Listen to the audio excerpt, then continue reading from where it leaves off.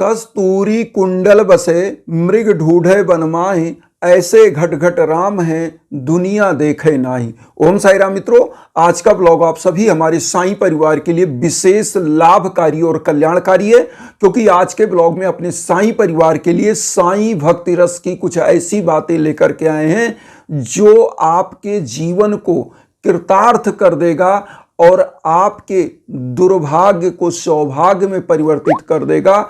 दुनिया की वह हर खुशी आपके कदमों में होगी जो आप प्राप्त करना चाहते हैं।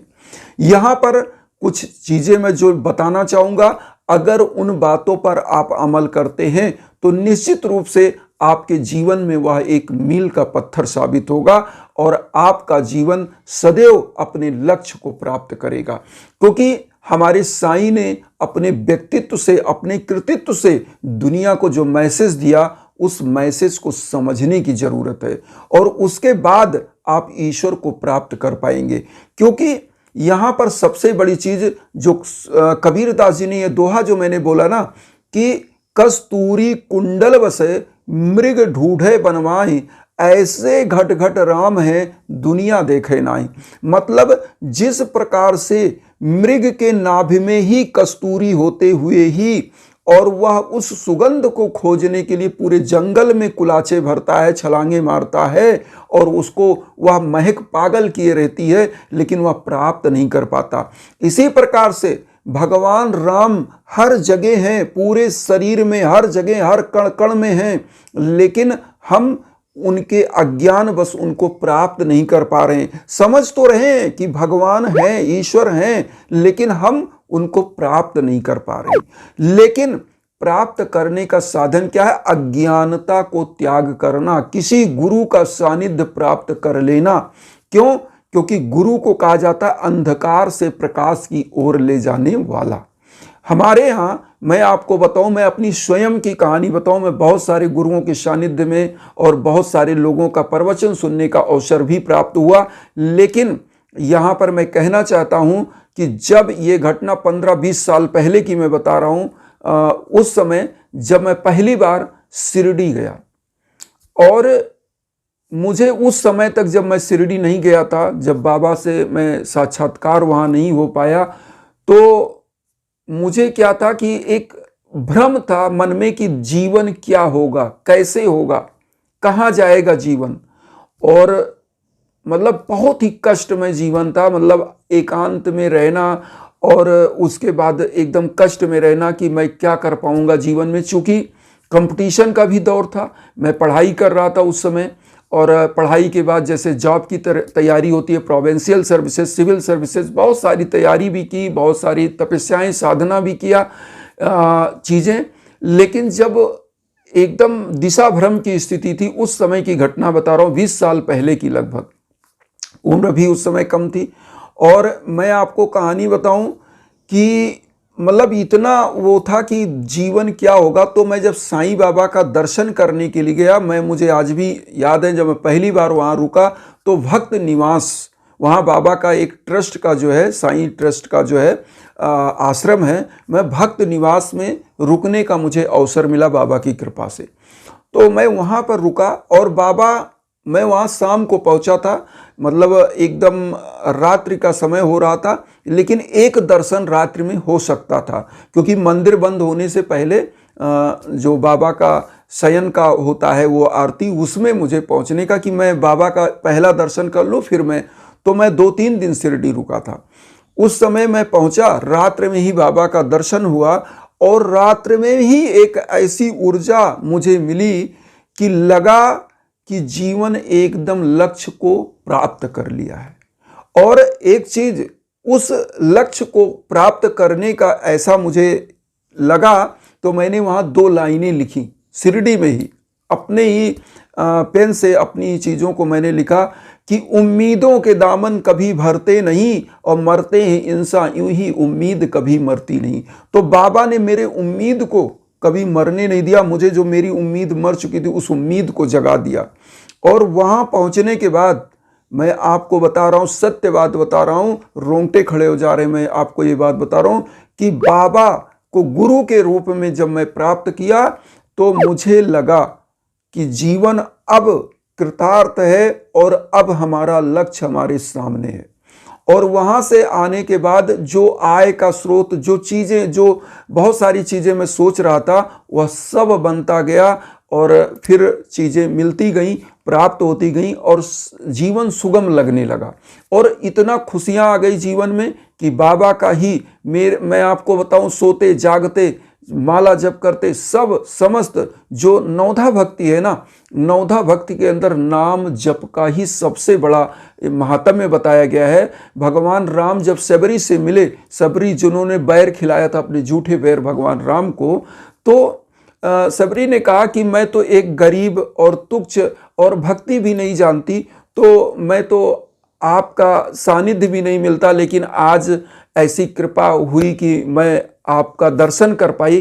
तो भगवान राम ने उनके दिए बैर, सबरी क्या जानती थी कि हमारे प्रभु आज मिले हैं, तो बैर कहीं खट्टे ना हो कुछ हो ना, तो वो पहले चखती थी, भगवान को देती थी। भगवान ने उनकी भक्ति को देखकर उनके झूठे बैर को खा लिया और उसके बाद उन्होंने कहा कि नहीं, तुम्हारी नवधा भक्ति ही ऐसी रही है कि आज तुम्हारे वह कर्म जागृत हुए कि मैं तुमको प्राप्त हुआ, आज मिलने का अवसर मिला और तुम्हारी भक्ति अनन्य है।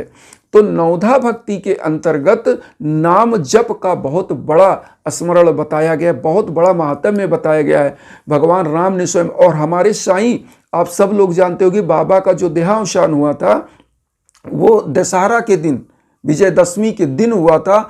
और बताइए, भगवान राम के अनन्य भक्त थे, इसीलिए जब आप माला जप करते ओम साई राम, तो ओम जो ओंकार है, जो पूरे सृष्टि का आधार है, गुंजायमान है, ओम और साई गुरु और उसके बाद भगवान राम, आप इतने चीजों को प्राप्त करते हैं। इसीलिए हम कहते हैं बाबा का कोई भी मंत्र, ओम साई राम, आप कोई भी मंत्र ले लीजिए, ओम श्री साई नाथाय नमः, कोई भी मंत्र, क्योंकि गुरु का इस कलयुग का जो सबसे बड़ा आधार है, लिखा गया है कि कलयुग का है नाम आधारा, सुमिर सुमिर नर उतरहि पारा।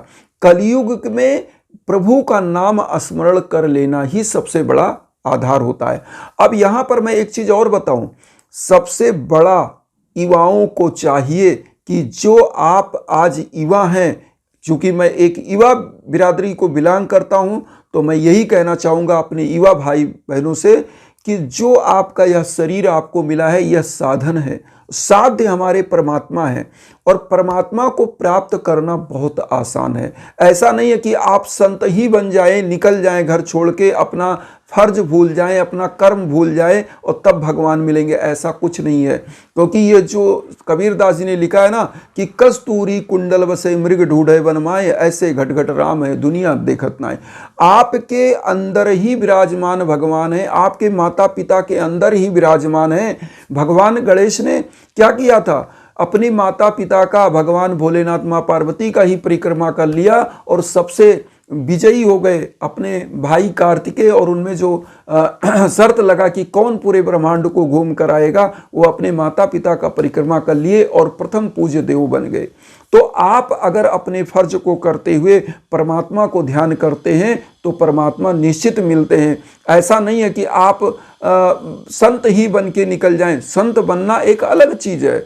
हमारी जो सनातन परंपरा है, सप्त ऋषियों की जो हम संतानें हैं, तो ये ऐसा ही है। कोई ऐसा ऋषि नहीं था जो गृहस्थ नहीं थे उस समय, सभी गृहस्थ ऋषियों के ही तो हम संतान हैं। आखिर ऋषियों के ही हम संतान हैं। हमारा जो गोत्र होता है, किसी का भारद्वाज है, किसी का वशिष्ठ है, किसी का जो है अलग अलग गोत्र है, तो ये ऋषि हैं। जो गोत्र है ये ऋषि, उन्हीं ऋषि की हम संतान हैं। तो कहने का मतलब है कि आपको देखिए, धर्म करने के लिए अर्थ का अर्जन जरूरी है, क्योंकि हमारे पुरुषार्थ में 4 चीजें हैं, धर्म अर्थ काम मोक्ष। धर्म करते हुए, धर्म मतलब आपको जो मैं धर्म की बात बता रहा हूं, जो आपको साईं भक्ति रस की बात बता रहा हूं, इसलिए बता रहा हूं, ये चीज आपको जानना जरूरी है कि साईं को प्राप्त करें। साईं ने जो अपने कृतित्व और व्यक्तित्व से मैसेज दिया, बाबा क्या करते थे, अपने फर्ज को किया, अपने लिए कुछ नहीं किया, लोगों के लिए त्याग किया। वो 4 से 5 घर भिक्षा मांग कर लाते थे, उसको भी खिचड़ी बनाकर लोगों को खिला दिया करते थे। तो मतलब इस टाइम मांगा तो इस टाइम खाया और जो बचा लोगों को खिलाया। कहने का मतलब हम ये नहीं कह रहे हैं कि आप सब कुछ दान कर दें, हमारे यहाँ दशांश की दान की बात कही गई है। तो आपको अपना फर्ज करते हुए, अपने घर में माँ बाप की सेवा करते हुए, भगवान का नाम स्मरण करना, पूजा पाठ करना, और कभी चोरी बेईमानी से कोई धन का अर्जन नहीं, धर्म के साथ धन का अर्जन। इसीलिए हमारे पुरुषार्थ में जो 4 चीजें, धर्म अर्थ काम मोक्ष, धर्म को करते हुए धर्म के साथ धन का अर्जन करना। आपका वह धन, आप अगर हम कहते 1 रुपये भी कमा रहे हैं तो वह धन अगर धर्म के साथ आ रहा है तो वह धन अरबों का है, अरबों का है। इसी प्रकार से जब आप धर्म के साथ जो है धन का अर्जन करते हैं, धर्म अर्थ काम, काम का मतलब होता है जब आप गृहस्थ में जाते हैं, संतान उत्पत्ति करते हैं और संतान को भी उस योग्य बनाते हैं कि वह समाज में कुछ योगदान दे सके। समाज के प्रति आप स्वयं जाने कि आपका योगदान क्या होना चाहिए, वही योगदान अपने बच्चे को सिखाएंगे तो हमारी आने वाली जो धरोहर है, जो पीढ़ियां हैं, वो भी बदलेंगी और धर्म आगे बढ़ेगा। तो साईं ने यही समझाया है। साईं का जो व्यक्तित्व था यही था कि समस्त जीवों में, समस्त जीवात्माओं में उस परम पिता परमेश्वर का दर्शन करो। तो यहाँ पर सबसे बड़ा साईं का जो भक्ति रस है वो यही है कि खूब अच्छे से आप धर्म करिए, खूब अच्छे से अर्थ का अर्जन करिए, क्योंकि बिना अर्थ के अर्जन के कोई भी धर्म आप नहीं कर सकते। आप चारों धाम यात्रा भी जाना चाहते हैं तो आज के समय में पैदल आप नहीं चल सकते, क्योंकि कलयुग में मनुष्य का जो लाइफ है ना वो 50-60 साल 70 साल जी ले बहुत है। 100 साल की जो अवस्था बताई गई वो 100 साल जी नहीं सकता, बहुत रेयर लोग जी पाते हैं। पुरातन समय में जो प्योरिटी थी लोग जीते थे, लेकिन आज कलयुग में बहुत कम लाइफ है। तो इस कम लाइफ में अपने लाइफ को ऐसे सेटल करना है कि परमात्मा को भी प्राप्त कर लें, अर्थ को भी प्राप्त कर लें और सभी को बैलेंस करके चलें। तो बैलेंस करके चलने के लिए जो आप आध्यात्मिक सुख प्राप्त करते हैं, पूजा पाठ मंत्र जप आप करते हैं, तो आपका जो मन है ना वो केंद्रित होता है, फोकस्ड होता है अपने कर्म पर, और आपका जो मन इधर उधर भटकता है गलत कर्मों की तरफ, वह नहीं भटक सकता। आपका दिमाग कंसंट्रेट होता है और आप अपने लक्ष्य को प्राप्त करते हैं। तो यहाँ पर हम उन अपने सभी युवा बिरादरी से यही कहेंगे कि देखिए, जिस प्रकार से स्वामी विवेकानंद का नाम आपने सुना होगा। स्वामी विवेकानंद 35 साल की अवस्था में अपनी समस्त कृतित्व को विश्व के पटल पर दिखा करके और फिर वो गोलोकवासी हो गए, उनका देहावसान हुआ। मतलब उनके अंदर ऐसी क्षमताएं उन्होंने पैदा करी 35 साल की उम्र में, अपने गुरु के सानिध्य में। रामकृष्ण परमहंस उनके गुरु थे, उनके सानिध्य में रहते हुए, और उसके बाद विश्व धर्म सम्मेलन में जो अंग्रेज ये जानते थे कि हमारे भारतवासी अज्ञानी हैं, सांप और सफेरों का देश है, स्वामी विवेकानंद ने उनका यह भ्रम तोड़ दिया 1893 शिकागो विश्व धर्म सम्मेलन में। और उन्होंने यह प्रमाणित कर दिया कि भारत एक ऐसा ज्ञानवान देश है कि जहाँ के युवाओं में वह ताकत है, वह ऊर्जा है कि पूरे विश्व को बदल सकते हैं, सब पूरे विश्व का गुरु बन सकते हैं। तो यहाँ कहने का मकसद यह है कि आप युवा हैं, धर्म का जो एक समय होता है धर्म कर्म करने का, वह युवा शरीर में ही होता है, क्योंकि बुजुर्गता में तो आप चल भी नहीं सकते। हमने बहुत सारे लोगों को देखा कि वो बहुत बड़े बड़े धाम में जाते हैं तो वहाँ पे घोड़े पे बैठ के जा रहे हैं, आदमी की पीठ पे बैठ के जा रहे हैं, क्योंकि वो धर्म नहीं हुआ। भाई किसी पशु के ऊपर आप बैठ रहे हो, पशु ने आपके धर्म का पूरा जो आशीर्वाद है अर्जन कर लिया। जिसकी पीठ पे आप चढ़ के जा रहे हो उसने क्या किया, उसने आपका पूरा आशीर्वाद अर्जन कर लिया। तो आपको क्या मिला? आप तो जीरो, केवल आंखों से आपने देखा है, आपने पर्यटन किया, आपने धर्म नहीं किया। तो यहाँ कहने का मतलब है कि आप युवा हैं, तो युवा हैं तो आप इन चीज़ों को आगे बढ़ चढ़ के करिए। और जो हमारे बुजुर्ग माता पिता बंधु बांधव भाई बहन हैं, वो सब घर में ही ईश्वर को प्राप्त कर सकते हैं, केवल और केवल नाम जप से। जितना हो सके आप नाम जप करिए, अपने कर्म में रहिए, आस्था के साथ भजन करिए, सेवा करिए, जीवों की सेवा करिए, मानव मात्र की सेवा करिए, क्योंकि ईश्वर कभी किसी अलग रूप में नहीं आता, मानव के रूप में ही आता है। और हमारे यहाँ गीता में जैसा कि लिखा है, नयनम शस्त्रम छिद्राणि नयनम दहति पावका ना चैनम क्लेदन्त्यापो ना शोषति मारुता। मतलब हमारा जो ये शरीर है, शरीर ही नष्ट होता है, आत्मा कभी नष्ट नहीं होती, क्योंकि आत्मा को ना तो तलवार काट सकता है, ना जल भिगो सकता है, ना अग्नि जला सकती है, ना वायु सुखा सकता है। तो हमारा यह शरीर विनाशवान है। बाबा ने स्वयं कहा है अपनी 11 वचन में, मुझे सदा जीवित ही जानो, अनुभव करो सत्य पहचानो। हमारे जो साईं सच्चरित्र है ना, आप पढ़िएगा तो उसमें गीता का इतिहास आपको आएगा। जब आप पढ़ेंगे बहुत सारे उदाहरण उसमें गीता के ही दिए हुए हैं। तो साईं सच्चरित्र का जब मन में कोई गलत भावना आए, मन में लगे कि हमारा जीवन किधर जाएगा, लक्ष्य नहीं मिल रहा है, आपका गोल नहीं मिल रहा है, तो आप क्या करेंगे, साईं सच्चरित्र का सप्ताह पारायण करिए। गुरु के लीलाओं को जब पढ़ते हैं तो वो आपके अंदर आता है। रामायण पढ़िए, श्रीमद् भागवत गीता पढ़िए, आप साईं चालीसा पढ़िए, हनुमान चालीसा पढ़िए, आपका जीवन संवर जाता है। यहाँ कहने का मतलब, गुरु का अगर आपने सानिध्य प्राप्त किया और अपने उस मार्ग को प्राप्त करना चाहा तो निश्चित रूप से आपको परमात्मा मिलते हैं। साईं सदगुरु हैं। मैं बार बार यह चीज़ इसलिए कहता हूँ कि गुरु के रूप में उनका पूजन सर्वोत्तम पूजन है। और साईं का पूजन करिए गुरु के रूप में और भगवान की भक्ति करिए। साईं ने स्वयं भगवान राम की अंतिम अवस्था में भगवान राम की जो है भक्ति करी। और जहाँ पर साईं की समाधि है वहाँ भगवान कृष्ण की पहले मूर्ति विराजमान थी।